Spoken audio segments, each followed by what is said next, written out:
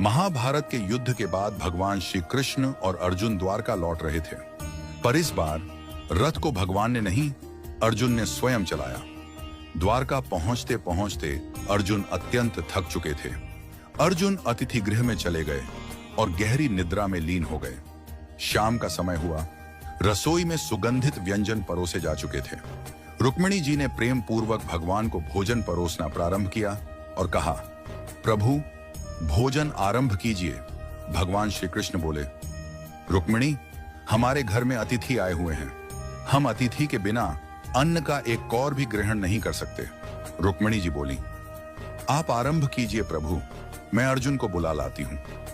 रुक्मिणी जी जब अतिथि भवन पहुंची तो देखा अर्जुन गहरी निद्रा में थे, किंतु वह निद्रा भी साधारण नहीं थी। उनके रोम रोम से कृष्ण कृष्ण की ध्वनि प्रस्फुटित हो रही थी। उनके पूरे शरीर से ऐसा प्रतीत हो रहा था मानो हर कोशिका भगवान का नाम जप रही हो। रुक्मिणी जी उन्हें जगाना भूल गईं। उनके नेत्र नम हो गए। वह वहीं खड़ी हो गईं और मंद मंद स्वर में ताली बजाने लगी, जैसे किसी हरि कथा में प्रेम से भीगी भक्तिन हो। उधर भगवान श्री कृष्ण ने नारद जी से कहा, नारद, देखो तो सही, भोग ठंडा हो रहा है, कोई अर्जुन को बुलाकर लाए भी या नहीं। नारद जी तुरंत वीणा लेकर अतिथि भवन पहुंचे। उन्होंने वहां का दृश्य देखा तो स्तब्ध रह गए। अर्जुन का रोम रोम कीर्तन कर रहा था, रुक्मिणी जी ताली बजा रही थी। नारद जी को दिव्य प्रेम का साक्षात्कार हुआ। वे भी अर्जुन को जगाना भूल गए और वहीं बैठकर अपनी वीणा पर गोविंद गोविंद का मधुर कीर्तन करने लगे।